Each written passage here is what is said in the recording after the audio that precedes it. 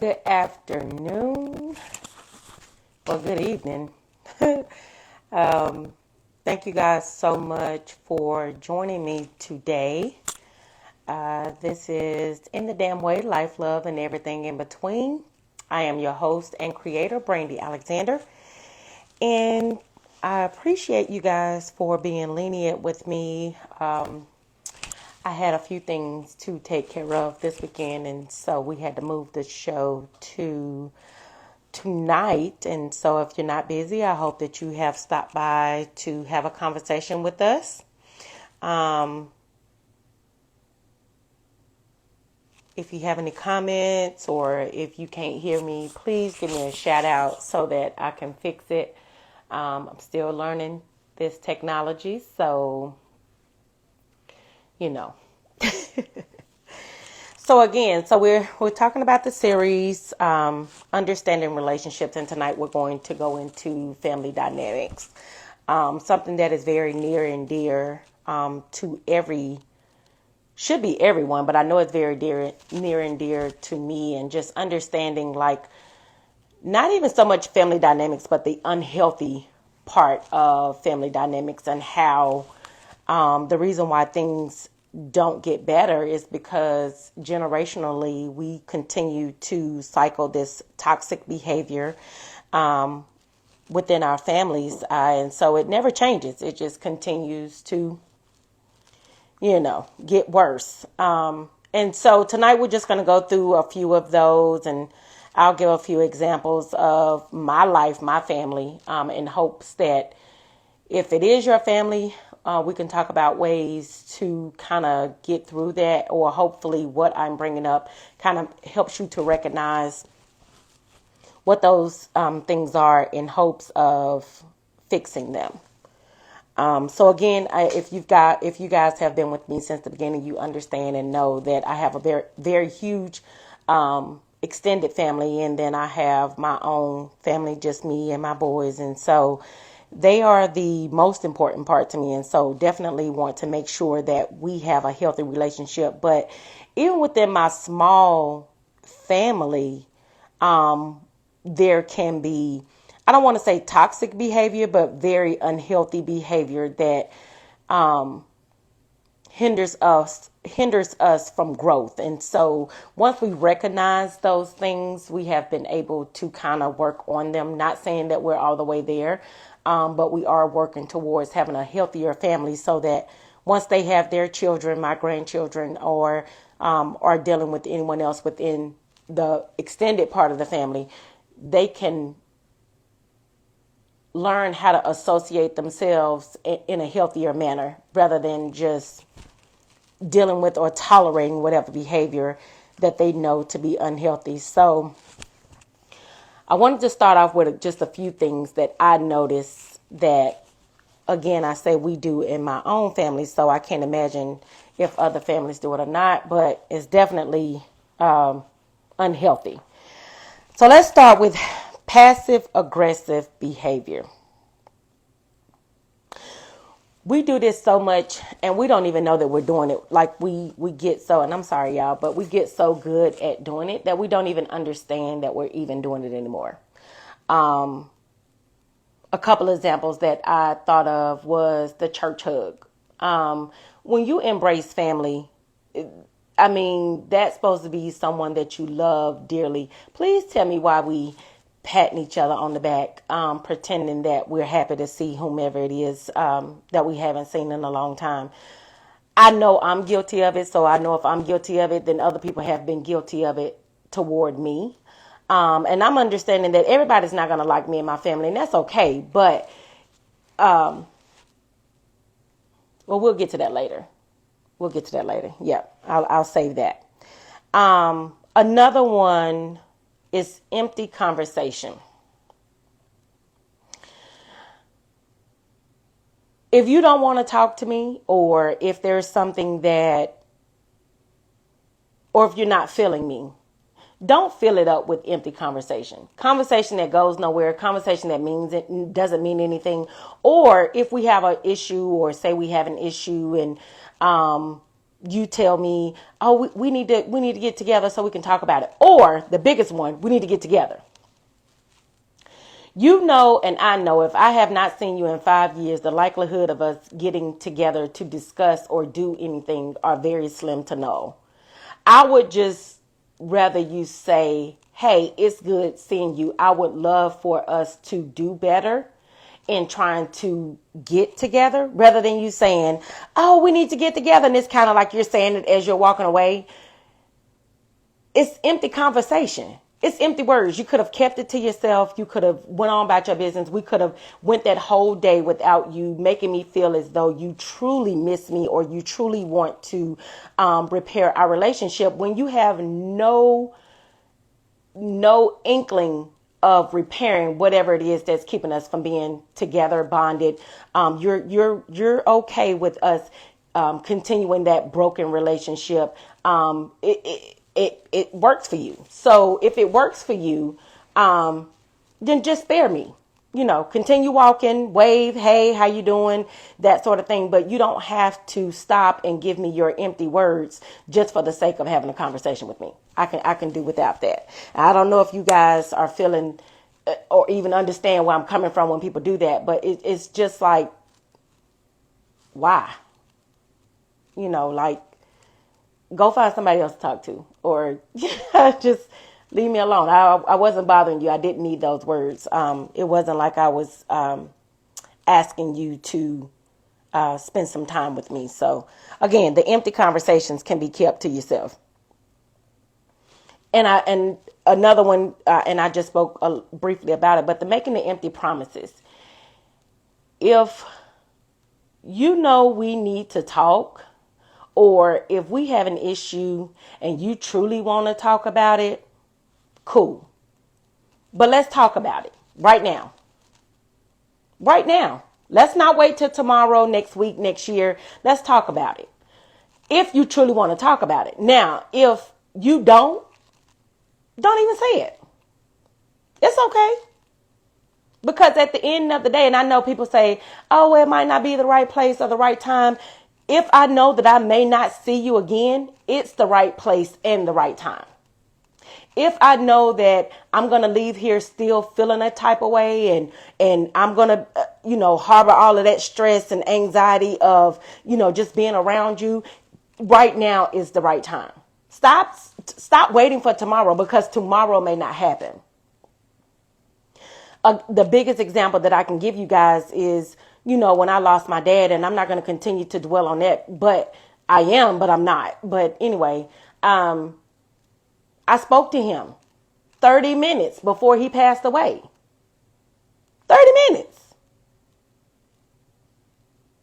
I don't know what I could have said or what I could have done, and it bothers me that I didn't take that opportunity to maybe tell him that I love him, or maybe tell him that, I'm on the way, or maybe send him that breakfast that he was hoping that he would get that morning. Like, maybe if I would have just understood, but we just never know. So why wait for tomorrow if we can deal with it today?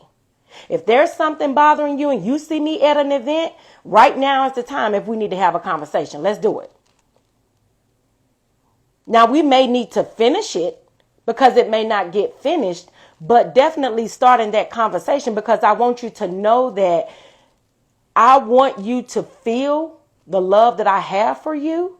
And so in order for me to do that, I'm not going to leave not one other event or leave your face not one other time, not letting you know how I feel, what we need to do to fix it, if we can fix it, and understand where you're coming from.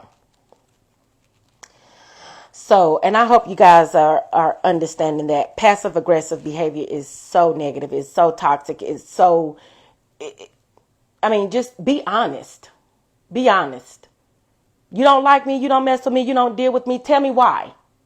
And if at the end of that we still decide we don't want to be with or deal with each other, fine. But at least I've understood why you're feeling the way you're feeling, and maybe it was a misunderstanding altogether.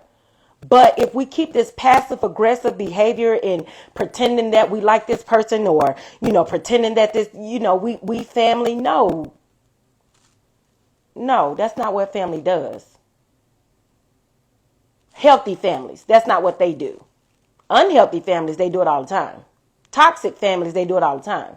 But if we want to break that generational thing, if we don't want our children and grandchildren to repeat that cycle over and over again, if we want them to live better than we do, we always say that, oh, I want my kids to have more than what I did. Well, give them a healthier lifestyle. Make that be the thing that you shoot for, instead of having a big house and nice cars and take trips. All of that stuff, that's materialistic. Give them something that's going to keep them from taking that Xanax or taking that Prozac or, wanting to commit suicide or dealing with depression and anxiety. Like, give them something that they can take and flourish off of. And having a healthy lifestyle is bigger and better than anything you can ever give your next generation. So stop with the passive aggressiveness. Another thing that we do in toxic families, because I'm not even gonna put this just on black families, because I know this to be true for a lot of families, is enabling or condoning addiction or unhealthy lifestyle. Y'all, we can pump each other up for the wrong that we do. We family. Now, I might go to another family member and she really don't know how to handle her finances, or she really need to get herself together, or she really need to do this. Well, why are you taking that time and energy to tell someone else what someone else needs to be doing? Why not tell that person? Why not help them?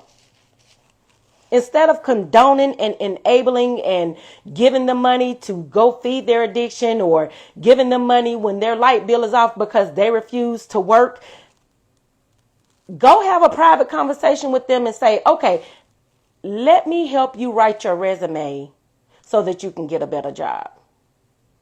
Or how about we talk about finances?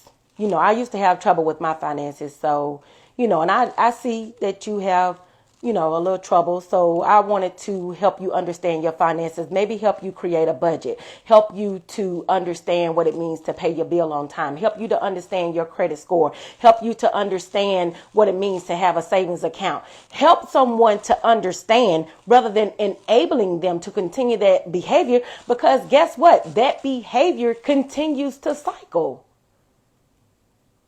Like, everything that we're talking about is breaking things generationally. Do you know how cursed I was before I was even able to be an adult? It was already in the bloodline. And we like to convince ourselves and tell ourselves that we're doing so great because I have a little bit more than, my mama had. But I'm going to tell you this right here. And this is what I truly and wholeheartedly believe. If the whole group ain't doing good, if you're the only person in the group that's doing well, how you helping the group? Are you sitting them down telling them how you bought that house?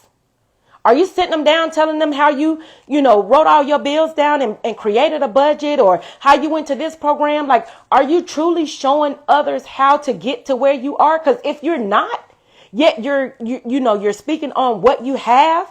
If you're continuing and allowing, people in your family to continue to stay broke, or continue to stay in poverty, or continue to, live off the system. If that's your motive, if that's what you do, how are you helping them? How are you helping anyone by doing that? Just stop enabling altogether. Unless you enabling me, I don't know. I don't know how you can enable someone, on a healthy level. But unless you're helping me get through college, or unless you're helping me put together my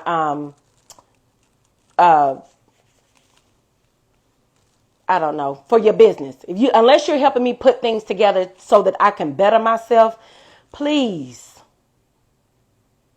stop lending me money and then talking about me.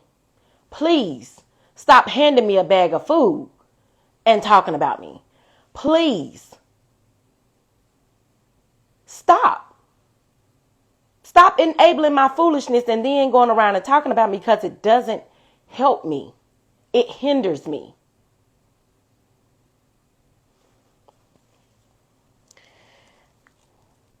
Communication. Communication is key in a marriage, in a friendship, in a relationship, period. But it's the worst in families. Broken families. Generationally cursed families.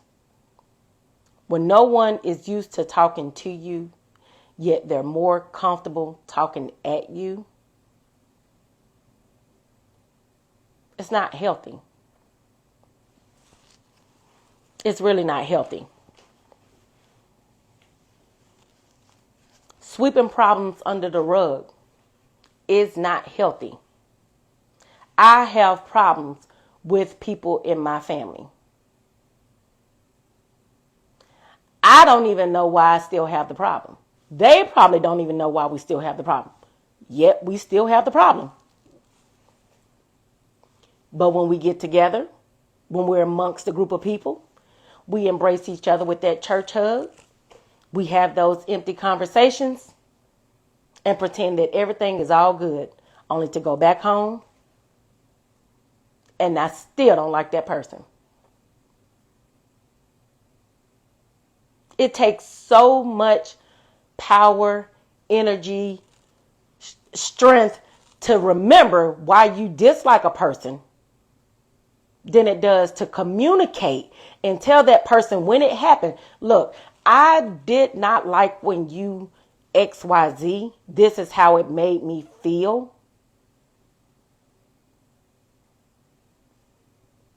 What's the harm in that? Where is the harm in that? But then not only being able to have that conversation, but then be the one to validate a person's feelings when they have those conversations. The worst thing you could do for me is I tell you, you made me feel XYZ, and you turn around and tell me, well, you made me feel. Wait a minute. Did you not just hear what I said first? Let's deal with one problem at a time. Tell me that you understood what it was that I just said to you. And then tell me why you did what you did. And then let's work from there. But don't turn it straight from that was wrong what you did and da da da da, you made me feel some type of way too. So no. Never saying I'm sorry. We go through a whole conversation. Not one time do you say I'm sorry for making you feel the way you feel. Not one time. Why should I? When I cannot validate your feelings, when I can make excuses for whatever I've done, we can have this empty conversation. I can go about my day. You can go about yours, and all is right with the world. Y'all, it doesn't work. There's children watching. And if they're not children watching, you should be watching. You should be watching and understanding what it is that you're doing to yourself. This is hurting you. You take that home with you. You take those feelings home with you. So when you get ready to take that Xanax or that Prozac or that high blood pressure amlodipine or whatever you take, when you get ready to do that, or you can't walk up them steps because you winded, because you holding on to so much, when you have to deal with that, don't look in the mirror.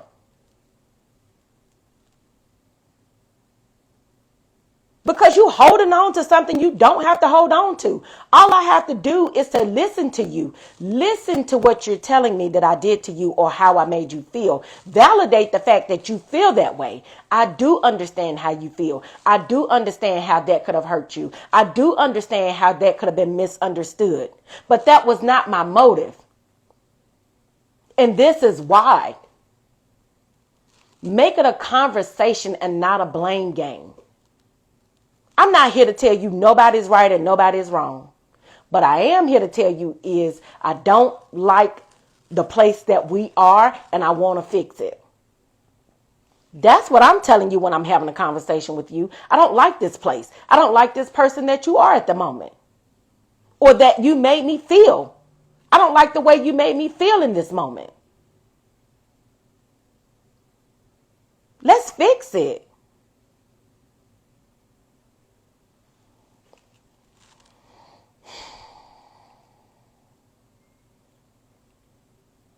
Yelling or arguing instead of having healthy conversations.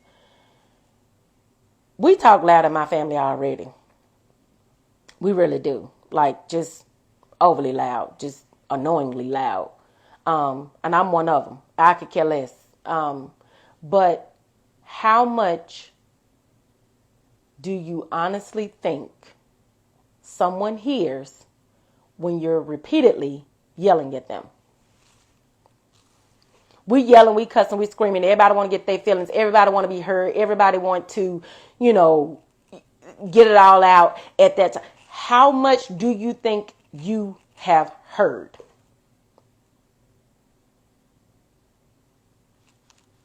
Nothing. Nobody heard nothing, because it's all about me, me, me, me, me. I. You haven't even sat down and heard me say anything.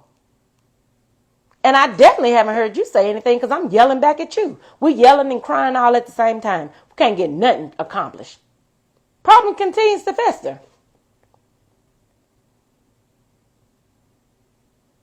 And I know, because, again, I've had this happen to me.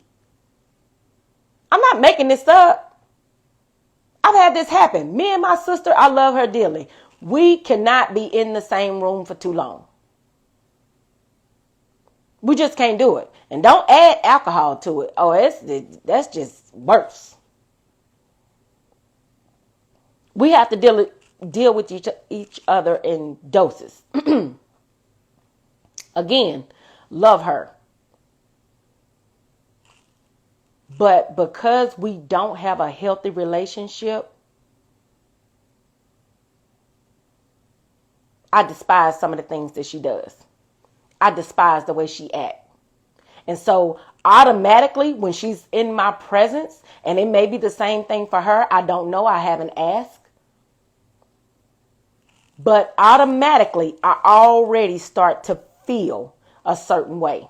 I start to act a certain way, because I'm bracing myself for what's to come. How healthy is that? I'm enabling her behavior.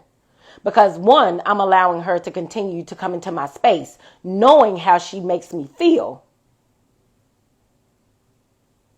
And just waiting. Standing there waiting. Rocking. Waiting for something to happen. If nothing happens, fine. But I can't even enjoy myself, because I'm constantly waiting for the bottom to drop. If we sit down and try to have a conversation, she wants to get out how she feels. I want to get out how I feel. Nobody's hearing anything. We crying and hollering at the same time. Can't get nothing done. Nothing accomplished. Years and years go by of the same cup of soup warmed over. Till I had to say, I'm done. I cannot, will not continue to let this be my life. A life filled of anxiety about one person. One person? And this is my blood. One person is making me feel so tense when I'm around them that I can't even think straight. I'm not living my life like that.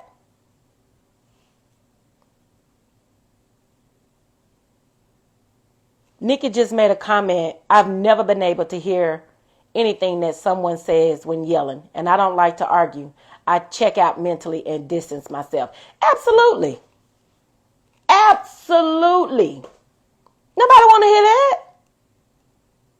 What are you hollering for? Calm down.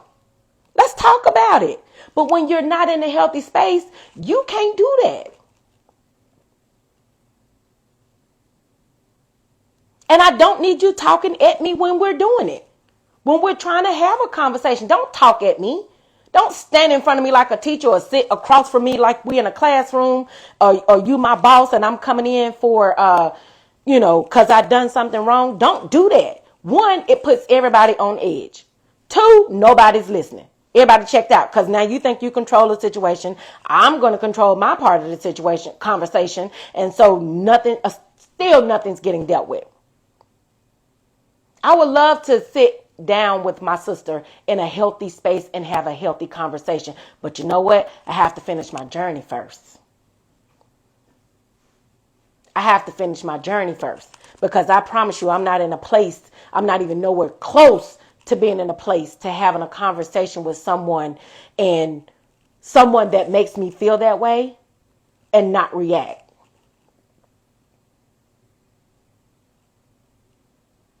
But I'm trying to help us before we even get to that place. Before we even get to that space. Before somebody even makes you feel that way. Let's go ahead and get healthy behaviors long before they fester to a point to where you can't even be in the same room with someone that you love wholeheartedly.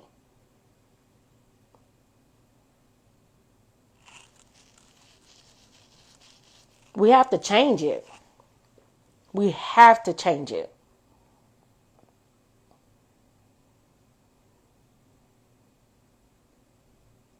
Yeah, it has to be done. It has to be done.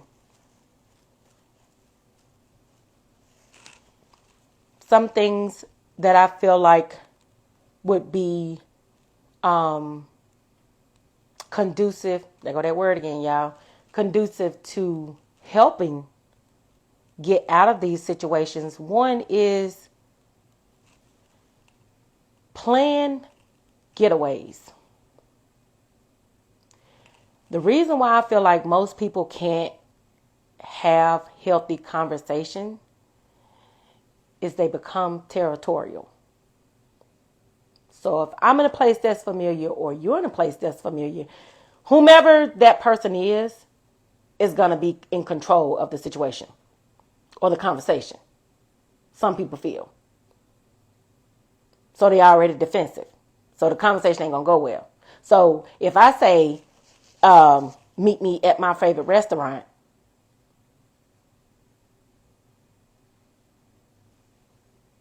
some people in unhealthy places will look at that and say, oh, you invite me to your territory so you can control what's going on, and take it all the way left. When really it's, so just get out of that comfort zone. Go somewhere unfamiliar, out of town, plan getaways. Get away and sit down and release whatever it is that you guys want to talk about.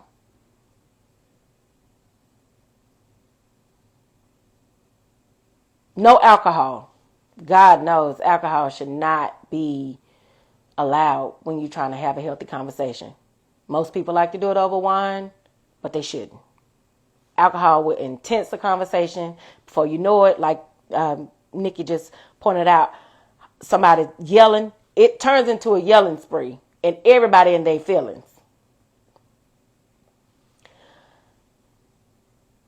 Also, learn how to be honest with yourself. If you know you don't like something, be honest about it. Don't just deal with it just for the sake of making whomever it is feel comfortable. It's okay to make people feel uncomfortable.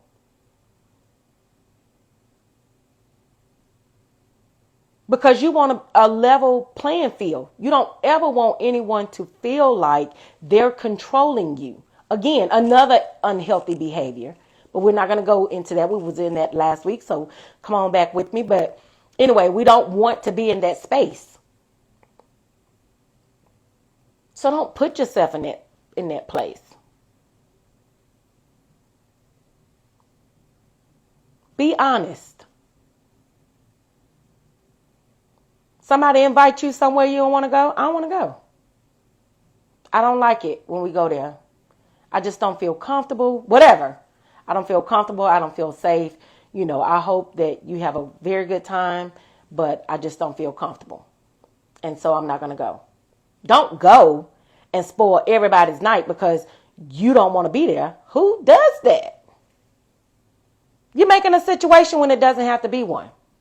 So again, being honest about how you feel, your relationship with that person, all of it plays a very good part or a very big part in having a healthy family living space.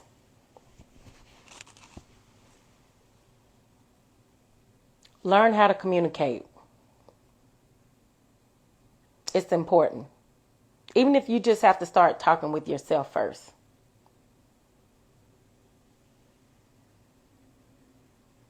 Talk to yourself in the mirror. I feel like I'm talking to myself right now, but I'm learning how to communicate. I'm learning how to say what's on my mind and be okay with saying how I feel. Some people don't like it. Some people don't want to hear me say this or that. But I'm sorry, I'm going to speak my truth. So I'm going to be honest. And I'm learning how to communicate. Because if I'm placed in that position with whomever that I have a problem with, now I'm going to be able to speak my words. Because I'm used to getting my words out anyway. It's important to learn. Learn how to communicate. Also, a big thing that we have to do is trust.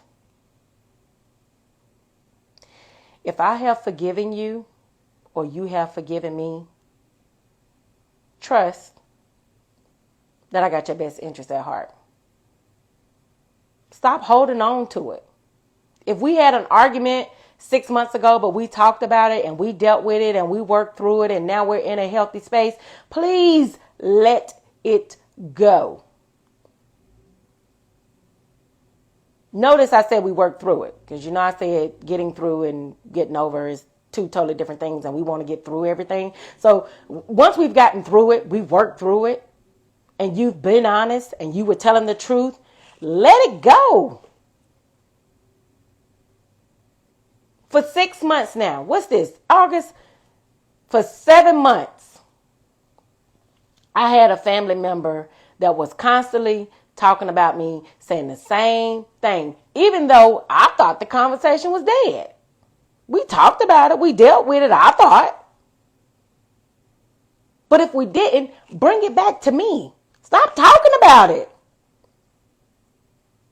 I don't feel like it was finished. Okay, well, what else you want to talk about? What else did you not feel, I could have done better? But if you're not going to do that, if you're not going to address it, if you're not going to be honest, if you're not going to tell the truth, let it go. And then after you do, after you have forgiven, after you have talked through it, still let it go.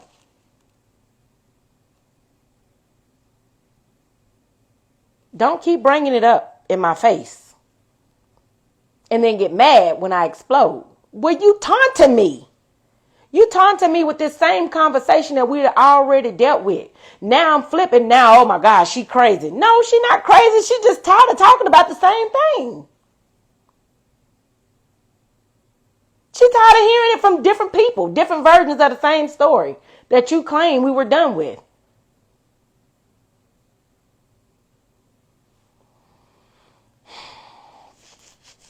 And I know I've said it before in another video, but another thing that we need to learn in family is boundaries. Everybody don't need to know everybody's business. So stop telling it. If I tell you something, let that stay between you and me. Because I'm confiding. That's what confiding does. I'm confiding in you. Or that's what it means. Not what it does, because it doesn't do anything. But I'm confiding in you. I'm asking you to keep what I'm saying to you without saying it, but you want to tell somebody else.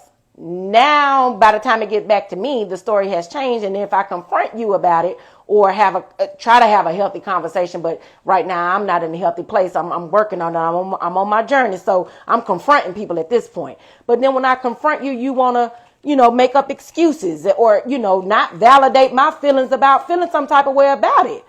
Really? See what I mean about this circle that continues to go because nobody wants to stop and actually fix what needs to be fixed in order for us to have a healthy family life? We want to just keep the cycle going. Who wants to deal with that? Or you can't talk to such and such because she gonna tell such and such and da-da-da. Like, y'all, it is so draining mentally, physically, emotionally draining to have to worry about if my conversation or if what I'm going through gonna get to somebody else. I have to go through my phone if I want to talk to somebody or feel like I need somebody. I really have to search my phone and say, who can I call? That's a shame. That's a mess. You should be able to have a set of people that you can confide in and know that your conversation, and then how much of my conversation can I tell?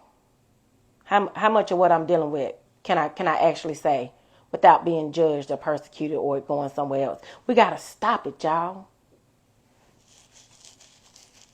We got to create boundaries and stick to it.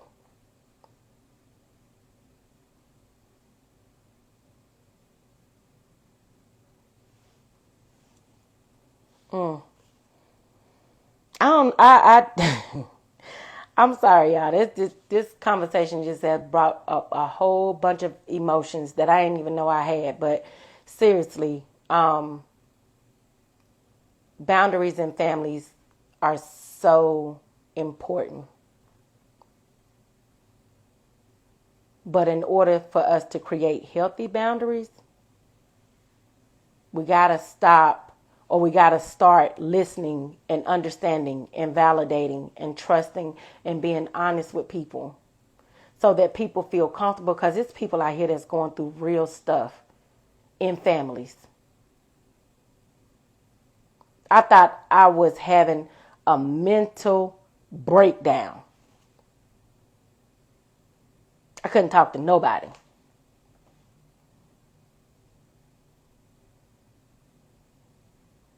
Couldn't talk to nobody because I didn't want nobody to tell nobody. Do you know how hard it is to go through a mental breakdown by yourself? Do you? Because this was my first time. And it wasn't good. Tammy says, I've deleted so many because I couldn't trust. So I keep it moving and continue to talk to God daily. That's awesome. And I agree with that. Being able to talk to God is awesome. But I should not feel like I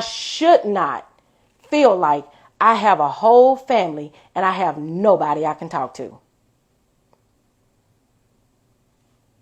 We shouldn't feel that way. Because we should already have created healthy atmospheres to where you feel like you can talk to someone. You may not be able to say everything. And whatever you say to that person, it should stay right there.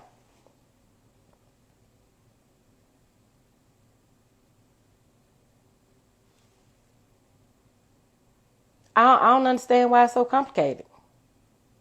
I don't get it.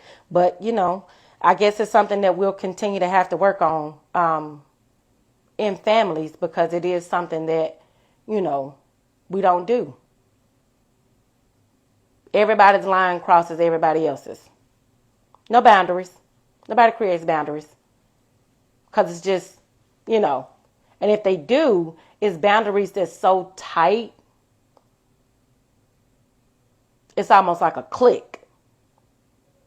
So they bound themselves from the entire family. I know, because I used to do it. I did that. Yep. We secluded. That's family, but we secluded. Can't trust them. I done put up a whole, the Great Wall of China around my family. But who am I helping? Who am I helping? Am I helping my children? Nope. Am I helping myself? Nope.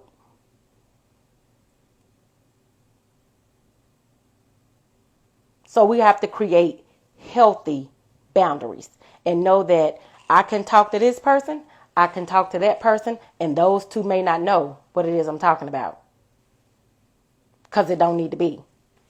And I'm not saying gossiping about this person to that person or gossiping about that person to this person. What I'm saying is I can talk to this person about my finances because I know they are financially wealthy. I can talk to this person about credit because I know that their credit is good. I can talk to this person about buying a home because they got 3 or 4 homes. I can talk to this person about saving because I know they done saved over $1 million in their savings account. That's not even including what they spending out in bills.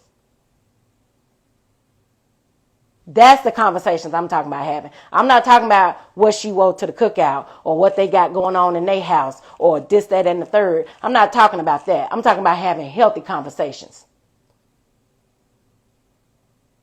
Or maybe I do need to have someone I can confide in about my husband over here slapping me. Maybe there is someone I can talk to because they've been through abuse and they've told me that they've been through abuse. So I know that I can talk to them and confide in them. And I know that that boundary stops right there. Unless it's to the point to where they need to reach out to someone for help.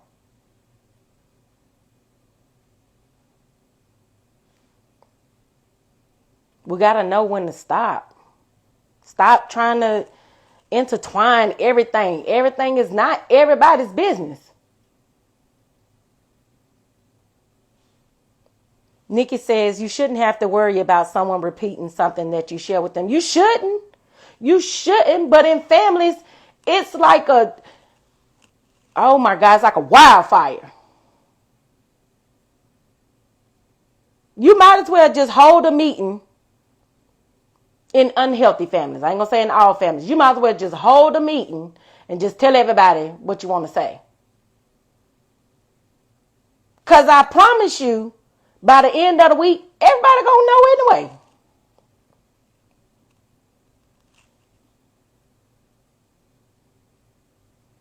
Everybody don't need to know everything.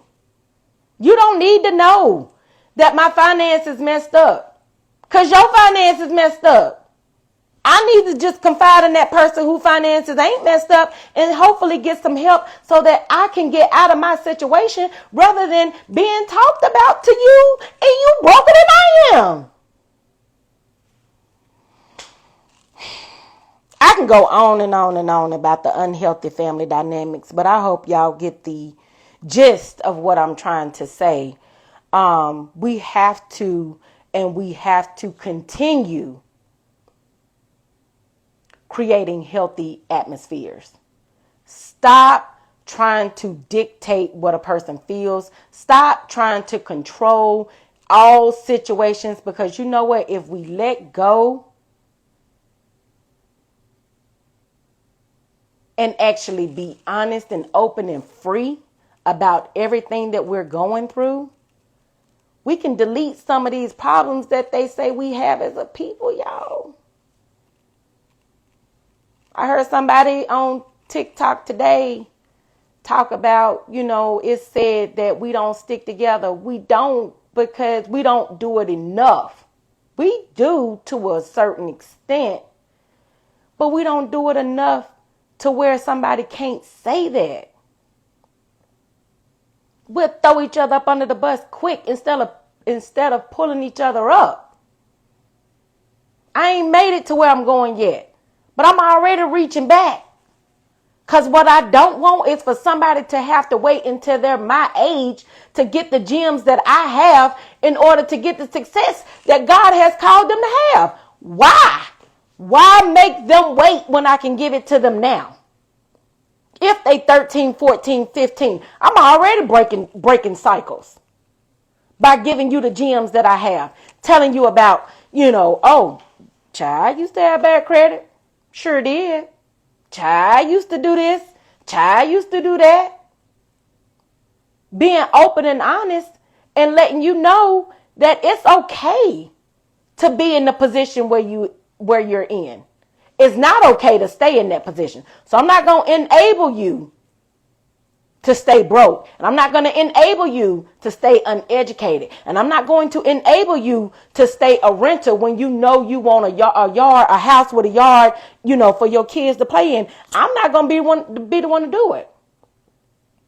But I help you to get a better understanding of whatever it is I know. And if I don't know, I know somebody who does know.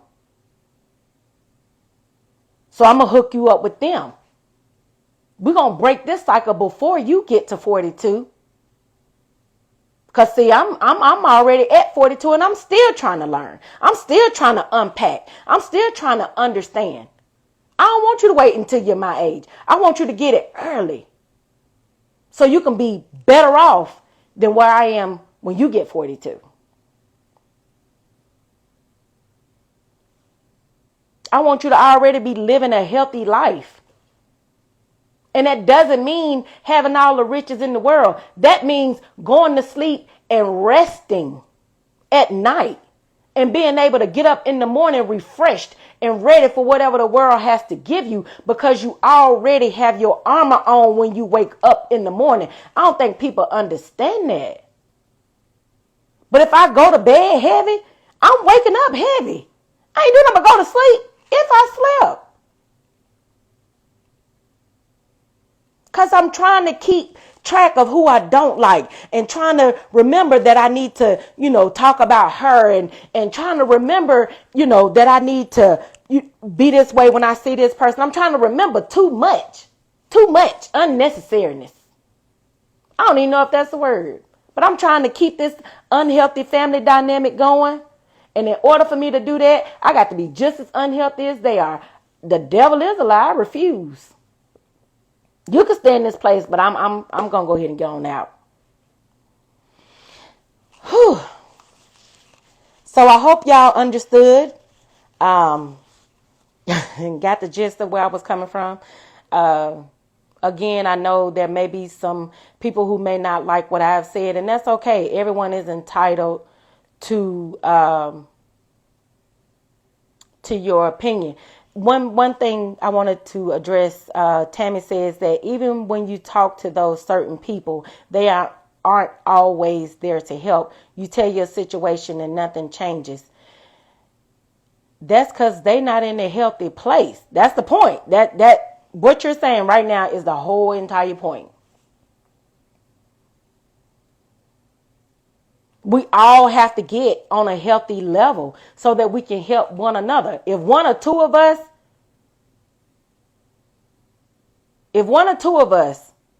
are working together to change the situation, we can change it. But if it's only one of us, we're fighting against however many people in your family. It's hard to change 20 lives with one person. But I know it said in the word, where 2 or 3, there he will be. So if it's 2 of us, we might be able to get something done. So the more people we get on board and the more lives we continue to change and the more things that we continue to do and do it for the ones who want it to be done, the more we can change the atmosphere, change the generation. But we can't just keep saying, well, they ain't doing this and they ain't showing up for that. So what? If don't nobody show up to fix the situation other than you and the person that you're working together with, that both of you are on a healthy level, if don't nobody show up but you two, guess what? You showed up. You had a good time. And next year we hope for the best. Or whenever you decide to do it again. But you can't worry about people changing. The only person you can change is yourself. So if I'm having a conversation with someone and I've expressed to you how you made me feel and nothing changes, I've done my part. So now I have to say, you know what? In order to keep me healthy until you get on a healthy level, I can't deal with you. You got to be ready to create that boundary. Once you set forth what you want to do and accomplish it, I want to have a conversation with that person. I want to tell that person how I feel. I want us to sit down and hash out whatever it is that we're dealing with. And if that person doesn't fix it after that, then you've done your part.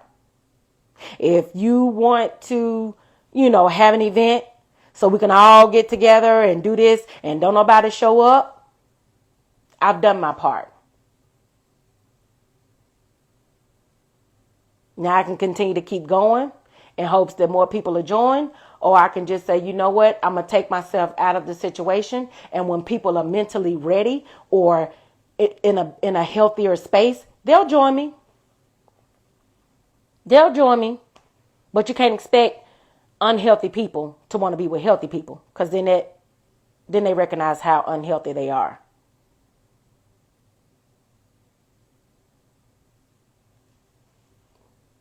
But what you can do is continue to promote healthiness when you're amongst those unhealthy people, and hope that one day something that you said will cause them to want to ask you, you know what, how did you work through what you were going through?